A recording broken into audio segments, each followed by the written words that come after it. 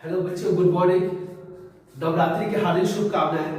मैं इस वीडियो में लेके आया हूं आपके सारे इंपॉर्टेंट क्वेश्चन, जो कि ये यूनिट 1 से पहला चैप्टर का ये सारे इंपॉर्टेंट क्वेश्चन मैं आपको आज बताने वाला हूं और बहुत ही इंपॉर्टेंट हैं जो कि आप देख सकते हैं। जैसे कि पहला आपका है यूनिट है रिप्रोडक्शन। उस यूनिट का पहला चैप्टर है रिप्रोडक्शन इन ऑर्गेनिज्म, जीवों में जनन। जैसा कि आप देख रहे हैं रिप्रोडक्शन इन ऑर्गेनिज्म, जीवों में जनन, जिसका पहला क्वेश्चन है नर तथा मादा युग्मक के युग्मकों को क्या कहा जाता है। बहुत इंपॉर्टेंट, नर तथा मादा युग्मक के युग्मकों को क्या कहा जाता है। तो जैसा कि आप जानते हैं कि मेल और फीमेल दोनों में मेल गैमेट्स का निर्माण होता है और फीमेल में फीमेल गैमेट्स का निर्माण होता है। तो मेल गैमेट्स का जो निर्माण होता है वो टेस्टिस के द्वारा होता है और फीमेल में गैमेट्स का निर्माण जो होता है वो ओवरी के द्वारा होता है। तो यहाँ पर क्वेश्चन लिखा गया है कि नर तथा मादा युग्मक के युग्मक को क्या कहा जाता है। युग्मक के युग्मन को क्या कहा जाता है, बहुत इंपॉर्टेंट है। युग्मक के युग्मन को क्या कहा जाता है, तो अलैंगिक जनन कहा जाता है। मतलब कि इसमें अलैंगिक जनन में युग्मन का निर्माण होगा। चलिए नेक्स्ट क्वेश्चन देखते हैं। नेक्स्ट क्वेश्चन है आपका एकल जनक द्वारा उत्पन्न संतति की विधि क्या है। एकल जनक दैट मींस बच्चों हम यह जान सकते हैं कि यूनिसेलुलर ऑर्गेनिज्म आप जानते हैं कि जैसे कि बैक्टीरिया होता है, वायरस होता है, फंगस होता है, बहुत सारे एक कोष के जीव होते हैं। तो सारे एक कोष के जीव में आप जानते हैं कि एसेक्सुअल रिप्रोडक्शन होता है, अलैंगिक प्रजनन होता है। तो यहाँ पर भी सारे क्वेश्चन को हम लोग देख सकते हैं कि एकल जनक द्वारा उत्पन्न संतति की विधि क्या है। तो एकल जनक संतति की विधि क्या है, तो अलैंगिक जनन है, जिसको हम बोलते हैं एसेक्सुअल रिप्रोडक्शन। क्या बोलेंगे वो आप, एक सेक्सुअल रिप्रोडक्शन बोलेंगे।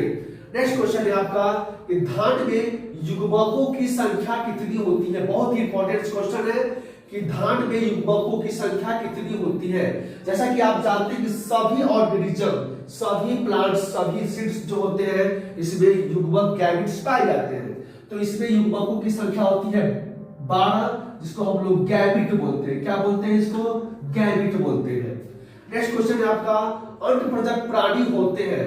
अनप्रजक प्राणी होते हैं दैट मींस अनप्रजक प्राणी कहते हैं ओविपेरस ऑर्गेनिज्म को। वैसे ऑर्गेनिज्म जो प्रत्यक्ष रूप से बच्चे का निर्माण न कर सके बल्कि अंडा द्वारा बच्चे का निर्माण करता है। जैसे कि बर्ड वगैरह होते हैं, पक्षी वगैरह होते हैं। इसको देखिएगा कि वो जो चूजा जो होता है, बर्ड्स जो होते हैं, वो अपने अंडे को सेव कर और वो बच्चे का निर्माण करते हैं, इसलिए उसको कहा जाता है अनप्रजक जीव कहा जाता है। जैसे कि आप देख रहे हैं सांप जो है अनप्रजक जीव है, ये अंडा के द्वारा बच्चे का निर्माण करता है। मगरमच्छ भी है, ये अनप्रजक जीव है, और मुर्गी तो आप जानते ही है। तो ये सबसे इंपॉर्टेंट है, बार-बार एग्जाम में पूछा गया है। मगरमच्छ क्या है, ओविपेरस ऑर्गेनिज्म है। अब नेक्स्ट क्वेश्चन लेके चलते हैं, किसे द्विगुणित कहा जाता है। द्विगुणित किसे कहा जाता है, तो द्विगुणित कहा जाता है युग्मक को। इसको हम लोग बोलते हैं जाइगोट बोलते हैं। क्या बोलते हैं, जाइगोट। जाइगोट को हम लोग 2n से सूचित करते हैं, 2n से सूचित करते हैं। दैट मींस मेल और फीमेल रिप्रोडक्टिव ऑर्गन्स का एक प्राइमरी सेक्स ऑर्गन होते हैं और फीमेल का एक प्राइमरी सेक्स ऑर्गन होते हैं। तो दोनों का जो प्राइमरी सेक्स ऑर्गन होता है वो मेल का प्राइमरी सेक्स ऑर्गन टेस्टिस का निर्माण करता है और फीमेल का प्राइमरी सेक्स ऑर्गन ओवरी का निर्माण करता है, और दोनों प्रोड्यूस करके अलग अलग गैमेट्स बनाते हैं। तो जब मेल का गैमेट्स और फीमेल का गैमेट्स आपस में मिलता है तो ही जाइगोट का निर्माण होता है, जिसको हम लोग जाइगोट युग्मनज या 2n से सूचित करते हैं। बहुत ही बीबीआई क्वेश्चन है। नेक्स्ट क्वेश्चन है आपका किसका पादप अगुणित होता है। किसका पादप अगुणित होता है, जैसे कि मैंने आपको बताया था, एक होता है द्विगुणित और एक होता है अगुणित। अगुणित मतलब होता है कि एक ही गैमेट्स उसमें भाग लेंगे। जैसे आप जानते हैं फंगस क्या होते हैं, कवक होते हैं, एल्गी होते हैं, शैवाल होते हैं और ब्रायोफाइटस होते हैं। एक पौधा है, ठीक है। तो कवक, शैवाल और ब्रायोफाइटस जो होते हैं ये अगुणित होते हैं। बहुत ही बीबीआई क्वेश्चन है, आप लोग इसको जरूर से जरूर याद कर लें। नेक्स्ट क्वेश्चन है बच्चों, द्विलिंगी प्राणी होते हैं, ठीक है, द्विलिंगी प्राणी। अब यहाँ पर हम देख रहे हैं कि द्विलिंगी प्राणी कैसे होते हैं। तो जैसा कि आप इस फिगर को देखें, हमने ये फिगर को बनाया, ये फिगर क्या है, केचुआ का फिगर है, जिसको हम लोग अर्थबॉर्न बोलते हैं। क्या बोलते हैं, अर्थबॉर्न बोलते हैं। केचुआ को आप देखिएगा तो उसके ऊपरी सिरा में चिकना भाग होता है और लेदरी होता है, चिपचिपा होता है, और फिर उसका एक रुखड़ा हुआ भाग होता है। फिर इसी प्रकार से एक और यहाँ पर होता है, चिकना भाग होता है और फिर रूखा हुआ भाग होता है। मतलब कि जो होते हैं खरोच टाइप के होते हैं। जो ये चिकना हुआ भाग होता है उसको हम लोग मेल बोलते हैं, और रुखा हुआ भाग होता है इसको हम लोग फीमेल बोलते हैं। तो आपने देखा कि यहाँ पर भी मेल फीमेल है और यहाँ पर भी मेल फीमेल है। तो एक ही ऑर्गेनिज्म में दो लिंग है, एक ही ऑर्गेनिज्म में क्या है, दो रिप्रोडक्टिव ऑर्गन्स हैं, इसलिए हम उसको बोलते हैं एक लिंग की जीव बोलते हैं। यानी कि एक ही जीव पर ये क्या पाया जाता है, एक सॉरी द्विलिंगी जीव बोलते हैं। क्या बोलते हैं इसको हम लोग, द्विलिंगी जीव। इसी ऑर्गेनिज्म में कितने लिंग है, दो है, यहाँ पर और एक यहाँ पर, द्विलिंगी जीव इसको बोलते हैं। नेक्स्ट क्वेश्चन है बच्चों, 12 वर्षों में केवल एक बार पुष्प खिलता है। ये क्वेश्चन काफी बार पूछा गया है क्वेश्चन बैंक्स में, और ये आप इसको याद कर सकते हैं, ठीक है। तो 12 वर्षों में केवल एक बार पुष्प खिलता है। तो एक फ्लावर है जिसका नाम है नीला कुरंजी। क्या है, नीला कुरंजी, जो कि 12 वर्षों बाद यह मतलब कि देखा गया है। ऐसे पिछले बार देखा गया था अफ्रीका के जंगल में। नेक्स्ट है बच्चों, बंध चक्र किसमें होता है, बंध चक्र किसमें होता है। जैसा कि आप जानते हैं कि विविपेरस ऑर्गेनिज्म होते हैं, जैसे कि जो प्रत्यक्ष रूप से बच्चे का निर्माण करता है, जो प्रत्यक्ष रूप से बच्चे का जन्म देता है, उसको विविपेरस ऑर्गेनिज्म कहते हैं। तो विविपेरस ऑर्गेनिज्म जो होते हैं वो क्या होते हैं कि उसमें एक साइकिल होती है, एक सिम्टम होती है मेंस्ट्रुअल साइकिल, जिसको हम मासिक चक्र बोलते हैं। और ये हर फीमेल में, यहाँ तक कि जितने भी ऑर्गेनिज्म होते हैं, जितने भी जानवर होते हैं, वो इसमें एक शारीरिक घटना चक्र होती है।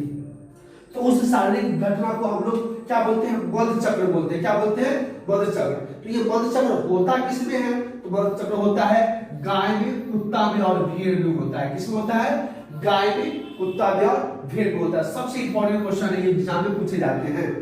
नेक्स्ट बच्चों क्वेश्चन है, ऋतुस्राव चक्र किसमें होता है, ऋतुस्राव चक्र। मैंने आपको पिछले टॉपिक में बताया, पिछले क्वेश्चन बताया, मेंस्ट्रुअल साइकिल, दैट मींस मासिक चक्र, या इसको ऋतुस्राव चक्र कहते हैं। तो हर फीमेल का एक कैरेक्टर होता है, जो वह प्रॉपर्टी ईयर में आती है, यौवना अवस्था में आती है, तो वो क्या करता है, उसके शरीर में एक शारीरिक घटना होती है, और उस शारीरिक घटना के अकॉर्डिंग क्या होता है कि ये 28 दिनों का ये चक्र चलता है, 1 से 28 दिनों का ये चक्र चलता है, जिसमें मैंने आपको बताया था कि 28 डेज का जो होता है, सबसे इंपॉर्टेंट होते हैं 15वां डेज। सबसे इंपॉर्टेंट क्या होते हैं, 15वां डेज। और इस 15वां डेज में ओव्यूलेशन क्रिया होती है।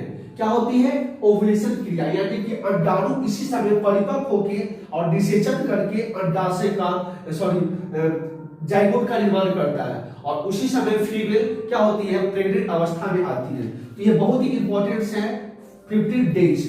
तो ये है आपका ऋतुस्राव चक्र। किसमें होता है, तो ये बंदर में होता है, चिंपैंजी में होता है और मनुष्य में होता है, ठीक है। नेक्स्ट क्वेश्चन है बच्चों, आलू में अर्धसूत्री कोशिका में गुणसूत्रों की संख्या कितनी होती है।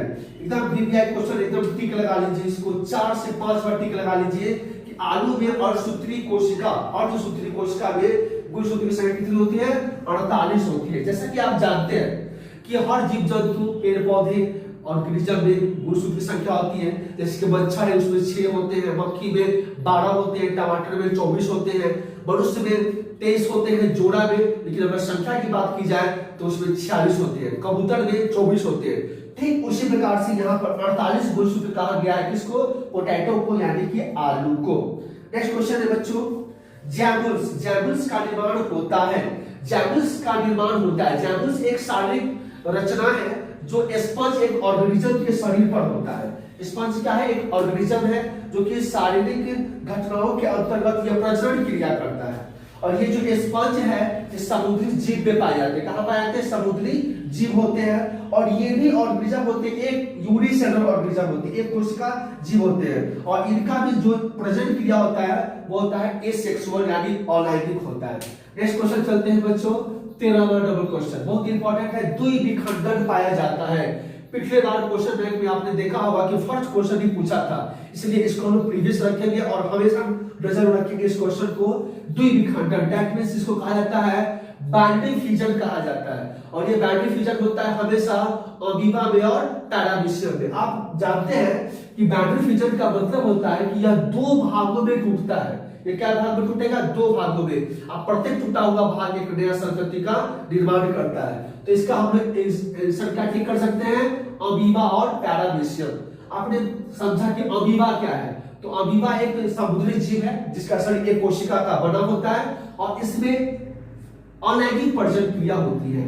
नेक्स्ट क्वेश्चन है आपका बच्चों 14वां नंबर क्वेश्चन, बंगाल का आतंक किसे कहा जाता है? बहुत ही वीवीआई क्वेश्चन है, कई बार रिपीट किया गया है एग्जाम में। बंगाल का आतंक किसे कहा जाता है? तो वाटर हाइसिंथ को कहा जाता है। जैसे कि जलकुंभी का जो पौधा होता है उसको हम लोग बोलते हैं वाटर हाइसिंथ। जैसा कि ये होता है कि जल में क्या करता है ना, ऑक्सीजन को ये खींच लेता है, जिससे जलीय जीव क्या करते हैं? नष्ट हो जाते हैं, इसलिए इसको बंगाल का आतंक कहा जाता है। नेक्स्ट क्वेश्चन है बच्चों 15वां नंबर, एक लिंगी प्राणी है, एक लिंगी प्राणी है, यूनिसेलुलर इसको बोलते हैं, यूनि रिप्रोडक्टिव ऑर्गन्स बोलते हैं, जो कि तेलचट्टा में होता है। क्या होता है? तेलचट्टा में होता है। नेक्स्ट क्वेश्चन है बच्चों क्लोन शब्द किसे कहा जाता है? तो वीवीआई क्वेश्चन है, कई बार एग्जाम में इसको रिपीट किया गया है। क्लोन, क्लोन शब्द आप इस बात को मत भूलिएगा। क्लोन शब्द जो है किसे निरूपित करता है? तो क्लोन शब्द का मतलब होता है कि वो ऐसे जीव जो अपने ही जैसे संतान की उत्पत्ति करते हैं, सेम टू सेम अपने ही जैसे संतान की उत्पत्ति करते हैं, उसे कहा जाता है क्लोन कहा जाता है। यानी कि संतान कैसा होगा? तो जनक के जैसा होगा, पेरेंट्स के जैसा होगा। इसको हम लोग न्यूक्लियर पेरेंट्स भी कहते हैं। नेक्स्ट बच्चों 17 नंबर क्वेश्चन, बिना निषेचन होने वाले फल क्या कहलाते हैं? बहुत इंपॉर्टेंट है। बहुत सारे ऐसे प्लांट्स हैं, बहुत सारे ऐसे ऑर्गेनिज्म है जिससे फर्टिलाइजेशन क्रिया होती है, लेकिन कुछ ऐसे प्लांट्स के जो फ्रूट्स हैं जिसमें निषेचन क्रिया नहीं होती है, फर्टिलाइजेशन नहीं होता है। तो बिना निषेचन वाले कौन से पौधे, बिना निषेचन वाले फल क्या कहलाते हैं? तो ये कहलाते हैं अनिषेक फलन कहलाते हैं, जिसका एग्जांपल आप बच्चों लिख सकते हैं एप्पल। क्या लिख सकते हैं? एप्पल, सेब होते हैं, कई बार एग्जाम में पूछा गया है। इष्टदेह प्रजनन मुख्यतः किसके द्वारा होता है? ये फिर एक क्वेश्चन आ गया। इष्ट क्या है? तो इष्ट एक प्रकार का शैवाल का ही भाग है जो कि एक कोशिका का बना होता है। कितने कोशिका का? एक कोशिका का। और ये इष्टदेह प्रजनन मुख्यतः किसके द्वारा होता है? तो बुकलन के द्वारा होता है। किसके द्वारा? बुकलन के द्वारा। आप बच्चों जानते हैं कि बुकलन को हम लोग बर्डिंग बोलते हैं। क्या बोलते हैं? बर्डिंग बोलते हैं। और बर्डिंग जो होते हैं दो प्रकार के होते हैं। पहला होता है बहिर्जात बुकलन और दूसरा होता है अंतर्जात बुकलन। बहिर्जात बुकलन का मतलब होता है कि अगर ये जीव है, जैसे कि आप देख रहे हैं इस फिगर को, अगर ये इष्ट है और इष्ट के शरीर पर एक और शरीर मतलब उभरता है, इस शरीर के ऊपर एक और शरीर उभरता है, इसको हम लोग क्या बोलते हैं? बर्ड बोलते हैं। क्या बोलते हैं? बर्ड। तो इसको बोलते हैं वाह्य बुकलन। क्या बोलेंगे? वाह्य बुकलन। और जब कोई भी ऑर्गेनिज्म है उसके शरीर के आंतरिक रचना में बर्ड का निर्माण होता है, शरीर के आंतरिक रचना में क्या होता है? बर्ड का निर्माण होता है, उसको बोलते हैं आंतरिक बुकलन। बर्ड मतलब होता है बुकुल, बर्ड मतलब क्या होता है? बुकुल होता है। तो ये क्वेश्चन मत भूलिएगा, बहुत इंपॉर्टेंट है, कई बार एग्जाम में पूछा गया है। नेक्स्ट क्वेश्चन है बच्चों कि युग्मक सामान्यतः किस प्रकार के होते हैं? युग्मक की बात की जा रही है, गैमेट्स की बात की जा रही है। किसकी बात की जा रही है? गैमेट्स की। गैमेट्स होते हैं हमेशा एक गुणक होते हैं। क्या होते हैं? एक गुणक। इसको हम लोग अविभाजन भी कहते हैं। क्या बोलते हैं? अविभाजन, गैमेट्स। तो युग्मक सामान्यतः किस प्रकार के होते हैं? तो एक युग्मक होते हैं। आई होप कि ये वीडियो आपको पसंद आया होगा। आप मेरे इस वीडियो को लाइक करें, शेयर करें और अधिक से अधिक मतलब शेयर करें और सब्सक्राइब करें। Thank you.